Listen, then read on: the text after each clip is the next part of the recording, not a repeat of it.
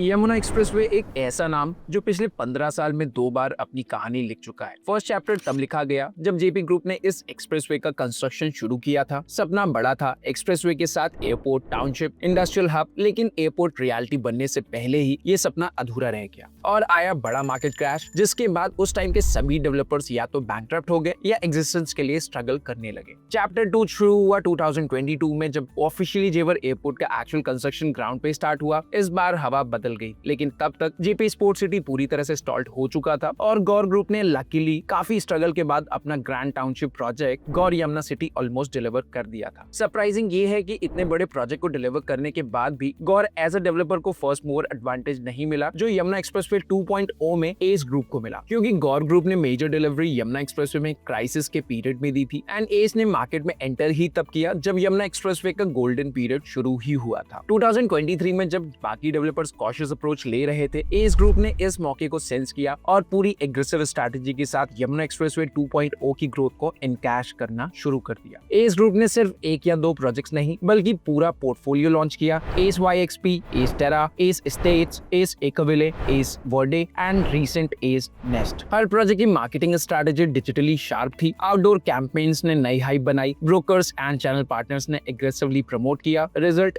All these projects got sold out like hot cakes. लेकिन इन सारी सक्सेस स्टोरीज के बीच में एक प्रोजेक्ट जो शुरुआत से ही थोड़ा स्ट्रगल कर रहा था वो है एस वाईएक्सपी। जब पहली बार प्रोजेक्ट लॉन्च हुआ था, रिस्पॉन्स उतना अच्छा नहीं था जितना एस के बाकी प्रोजेक्ट्स को मिल रहा था। शायद कमर्शियल प्रोजेक्ट के लिए टाइमिंग या मार्केट का रेडीनेस इशू था।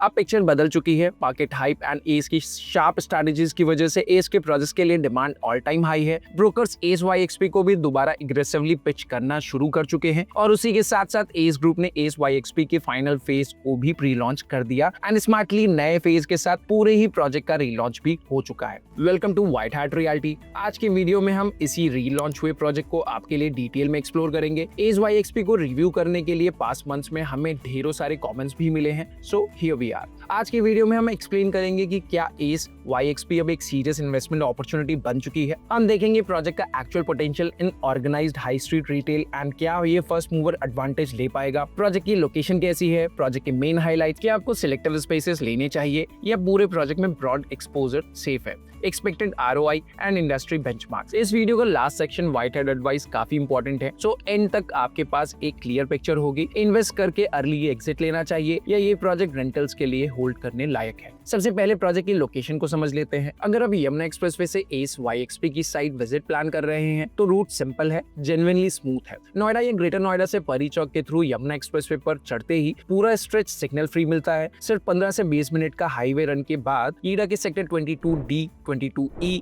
और 24 के साइन बोर्ड्स क्लियरली विजिबल हो जाते हैं। प्रोजेक्ट जेवर एयरपोर्ट फेज 1 टर्मिनल से सिर्फ 10 मिनट्स के ड्राइव पर सिचुएटेड है, जो 2025 के एंड तक ऑपरेशनल भी हो जाएगा। इसका डायरेक्ट फायदा होगा विजिबिलिटी, इन्वेस्टर ट्रस्ट और कमर्शियल फुटफॉल में। कनेक्टिविटी वाइज ये एनसीआर का क्लीनेस्ट लॉजिस्टिक्स कॉरिडोर्स में से एक है। नोएडा ग्रेटर नोएडा एक्सप्रेसवे का डायरेक्ट मर्ज, 6 लेन यमुना एक्सप्रेसवे पर non stop travel, eastern peripheral expressway पर दिल्ली हरियाणा एक्सेस। नोएडा के सेक्टर 137, 143 से ट्रैवल टाइम अप्रोक्सीमेटली 25 से 30 मिनट्स का है। ग्रेटर नोएडा के जीटा एंड अल्फा सेक्टर से भी ये कनेक्टिविटी काफी फास्ट है। प्लान कनेक्टिविटी में जेवर से ग्रेटर नोएडा मेट्रो कॉरिडोर का अलाइनमेंट प्रपोज है जो एक्वा लाइन को कनेक्ट करेगा और रैपिड ट्रांजिट के जरिए आईजीआई तक एक्सटेंड होगा। और ये सिर्फ पेपर प्लान नहीं है, film city, medical device park, apparel park, MSME hub, data centres, warehousing clusters सब 15 से 20 मिनट्स के रेडियस में कंस्ट्रक्शन फेज में ऑलरेडी है। इन शॉर्ट, एस वाईएक्सपी एक ऐसा जंक्शन पर सिचुएटेड है जहां expressway grade access, airport proximity और प्लान्ड अर्बन इकोसिस्टम कन्वर्ज हो रहे हैं। Yamuna expressway corridor north India के सबसे अग्रेसिव ग्रोथ जोन्स में से एक है। यहाँ रोड नेटवर्क एंड प्लानिंग के डिटेलिंग काफी एडवांस है और मेगा टाउनशिप्स जैसे गौर यमुना सिटी ऑलरेडी फंक्शनल है। लेकिन अगर आप ग्राउंड लेवल इकोसिस्टम देखें तो एक चीज क्लियर समझ आती है, integrated large format well zoned commercial infrastructure अभी भी मिसिंग है। हाँ, गौर यमुना सिटी जैसे टाउनशिप्स में इंटरनल मार्केट्स हैं और मल्टीपल कमर्शियल प्रोजेक्ट्स भी बन रहे हैं जहां आपको डेली नीड्स के शॉप्स मिल जाएंगे। लेकिन organised experiential shopping and entertainment जहां multiplex QSR chains, lifestyle brands sustainable तरीके से ऑपरेट कर सके, अभी तक वहां एग्जिस्ट नहीं करते हैं। अब पिक्चर ये है कि 2022 के बाद से इस कॉरिडोर ने बैक टू बैक लॉन्चेस देखे हैं। By 2030 residential density, plotted developments and government backed infra infra including Noida international airport सब ग्राउंड रियलिटी बन चुका होगा। और जब इतना बड़ा रेजिडेंशियल बेस होता है तो डिमांड सिर्फ डेली नीड्स तक लिमिटेड नहीं रहती, डिमांड चली जाती है एक्सपीरियंशियल रिटेल की तरफ। लेकिन एक कंडीशन ये है कि मार्केट रेडीनेस के लिए कम से कम अभी 3 से 4 साल का टाइम अभी और चाहिए। सो प्रोजेक्ट का कंस्ट्रक्शन पेस फास्ट नहीं रादर स्लो होना जरूरी है इन्वेस्टर्स के पॉइंट ऑफ व्यू से। अच्छी बात यह है कि आज की टाइमिंग एस के इस प्रोजेक्ट के लिए स्वीट स्पॉट है, क्योंकि जब रेजिडेंशियल डिमांड मैच्योर हो जाती है लेकिन ऑर्गेनाइज्ड कमर्शियल अभी भी एक ब्लैंक स्लेट होता है, और जो डेवलपर इस मूवमेंट पे पहला serious well planned high street ecosystem लाता है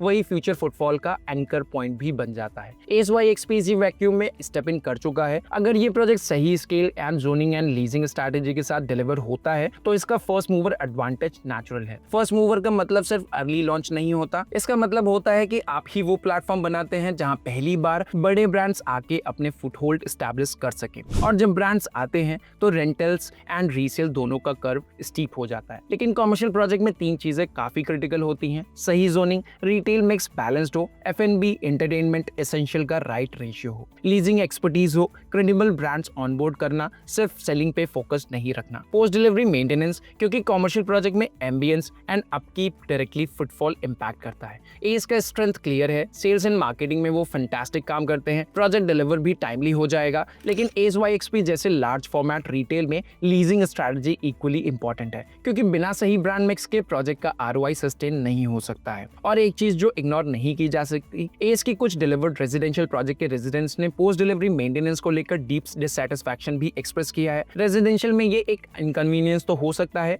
लेकिन कमर्शियल में ये directly footfall, rentals and property value पर इंपैक्ट करता है। YXP के लिए एस को ये एस्पेक्ट सीरियसली एड्रेस करना होगा। फिलहाल एस के कमर्शियल प्रोजेक्ट का रिकॉर्ड ग्राउंडेड है। Capital walk, capital Avenue, medley Avenue जैसे प्रोजेक्ट्स कंप्लीट हो चुके हैं, जिसमें मेडले में ब्रांड्स के फिट आउट शुरू भी हो चुके हैं। बाकी दोनों प्रोजेक्ट्स में मोस्टली ऑफिस स्पेसेस है जो ऑक्यूपाइड हैं। लार्ज स्केल रिटेल का ट्रैक रिकॉर्ड एस के पास काफी लिमिटेड है, लेकिन positioning wise S YXP is structurally well timed, well placed and well gap fill करने वाला प्रोजेक्ट है। लेकिन इसका एक्चुअल सक्सेस ये डिसाइड करेगा कि एस अपनी सेल्स एक्सपर्टीज के साथ लीजिंग और लॉन्ग टर्म मैनेजमेंट में कितना स्ट्रॉन्ग परफॉर्म करता है। ASYXP का ब्लूप्रिंट अप्रोक्सीमेटली 3.95 एकर्स के लैंड पार्सल पर प्लान्ड है। Mid rise format, lower ground से 5th फ्लोर तक retail, food and entertainment zones and 6th to 11th floors में studio apartments. Zoning retail usability, smooth circulation और clear anchor positioning के साथ structured है। सोचा समझा मिक्स जहां anchor stores, QSR chains, cafes, multiplex, food court, banquets and lifestyle brands का ecosystem बनाया जाएगा। रिटेल मिक्स के लिए spaces national and international QSR जैसे पिज्जा हट, KFC, Subway, burger king and Cinepolis cinema operator तक को एकोमोडेट करने का प्लानिंग की जा चुकी है। ये वो कोर ड्राइवर्स हैं जो डेली फुटफॉल क्रिएट करेंगे। ग्लोबल ग्राउंड फ्लोर पर 97 शॉप्स है, जिसमें से 21 शॉप्स डबल हाइट की हैं। लिफ्ट्स का रेशियो काफी अच्छा है, जिसमें से 13 पैसेंजर लिफ्ट, 3 सर्विस लिफ्ट होंगी सभी फ्लोर्स पे, 5 वॉशरूम्स एंड चारों तरफ 6 मीटर स्लोप रोड पर easy entry and exit. Upper ground floor की अगर हम बात करें तो वहां पे 91 शॉप्स होंगी, जिसमें से 18 डबल हाइट की शॉप्स होंगी, wide lift lobby, broad corridors, sanitation blocks. First and second floors पर टोटल 120 यूनिट्स ईच होंगी, single height, regular retail and services के लिए सूटेबल। थर्ड फ्लोर में food court, 31 kiosk, 2 restaurant, 3 multiplex, auditorium, gaming zones, open sitting. 4th floor पर 2 banquet halls with pre function lawn, 9 restaurant, central kitchen, 3 more auditorium, terrace space. 5th floor की अगर हम बात करें तो ओपन यूटिलिटी एंड सर्विसेज के लिए reserved है। 6th to 11th फ्लोर के लिए studio apartment, 17 units per floor, total 85 compact functional units with balconies. In short, ASYXP एक मिक्स्ड यूज फॉर्मेट में रिटेल, डाइनिंग, एंटरटेनमेंट और सर्विस रेजिडेंशियल स्टेक कंबाइन करता है, जहां design clearly day to day usability and long term commercial footfall को target करता है। देखिए, कमर्शियल इन्वेस्टमेंट के लिए एक गोल्डन रूल होता है, शॉप का वैल्यू ब्रांड से ज्यादा फेसिंग और विजिबिलिटी से बनता है। ब्रांड आज है, कल चेंज हो भी सकता है, लेकिन आपके शॉप का फ्रंटेज एंड उसकी आईलाइन विजिबिलिटी परमानेंट होती है। यही आपके रीलीजिंग का असली एश्योरेंस है। हाई स्ट्रीट फॉर्मेट में generally lower ground, upper ground और फर्स्ट फ्लोर की यूनिट सबसे सेफ बेट्स होती हैं। ऊपर के फ्लोर्स के लिए रिस्क बढ़ता जाता है, फुटफॉल भी कम होता है। फूड कोर्ट का अगर प्लान है तो कमर्शियल यूनिट्स के लिए आपको एक बात याद रखनी होगी, वर्चुअल स्पेस में मत फंसिए। फूड कोर्ट का असली चार्म तब आता है जब आपके पास एक्चुअल डिमार्केटेड स्पेस हो, जहां से रियल रेंटल्स जनरेट हो सके। बाकी डिटेल्ड गाइडेंस के लिए आप स्क्रीन पर दिए गए नंबर के थ्रू हमारी टीम को भी रीच आउट कर सकते हैं। We will be more than happy to assist you. अब मुद्दे की बात करते हैं, जो कि बात रिटर्न्स की है। नॉर्मली जब शॉप रेडी होती है तो मार्केट में जो एनुअल रेंट मिलता है वो उस समय की रीसेल वैल्यू का 5 to 7% एनुअल होता है। लेकिन जो लोग प्री लॉन्च स्टेज या अर्ली स्टेज में एंटर कर जाते हैं उनके लिए ये रेंटल यील्ड 9 to 10% भी जा सकती है और कमर्शियल में ये काफी हेल्दी रिटर्न माना जाता है। तीसरा, अपना इन्वेस्टमेंट का इंटेंट सिक्योर करो एंड क्लियर रखो। रेंटल्स के लिए आ रहे हो या शॉर्ट टर्म एग्जिट के लिए, सेफ बेट हमेशा लॉन्ग टर्म रेंटल्स के लिए होती है, क्योंकि अगर आपने right floor, right facing and right size choose कर लिया तो लीजिंग आसान होगी और लीजिंग स्ट्रांग हुई तो ऑटोमेटिकली एग्जिट भी आसान हो जाती है। लेकिन एक चीज ध्यान में रखने की जरूरत है, कमर्शियल का एग्जिट रेजिडेंशियल के कंपैरिजन में हमेशा टफ होता है। अगर आप सिर्फ 2 से 3 साल के लिए एग्जिट प्लान कर रहे हैं, हम फ्रैंकली रिकमेंड नहीं करेंगे। हो सकता है कि आपको 3 साल में एग्जिट काफी अच्छी मिल जाए, लेकिन स्पेकुलेशन हाई है। शॉर्ट टर्म में कमर्शियल से एग्जिट करने के लिए अच्छा पैसा तभी बनता है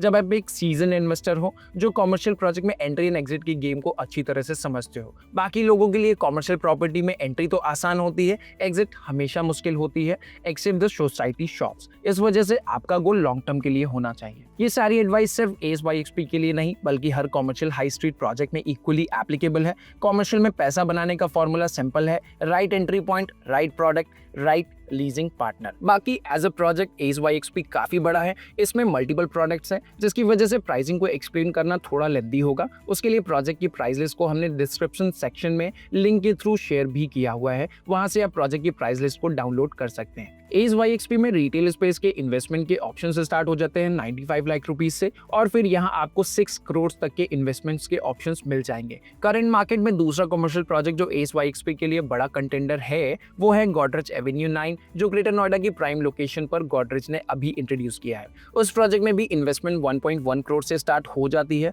दोनों में से किसी प्रोजेक्ट की डिटेल्स को एक्सेस करने के लिए आप हमें स्क्रीन पर दिए गए नंबर के थ्रू व्हाट्सएप नंबर पर hello with hashtag project name लिखकर भेज सकते हैं। We will be quick to send you an info pack for the project. That's all for today's video. मिलते हैं अगले वीडियो में। Take care and good bye.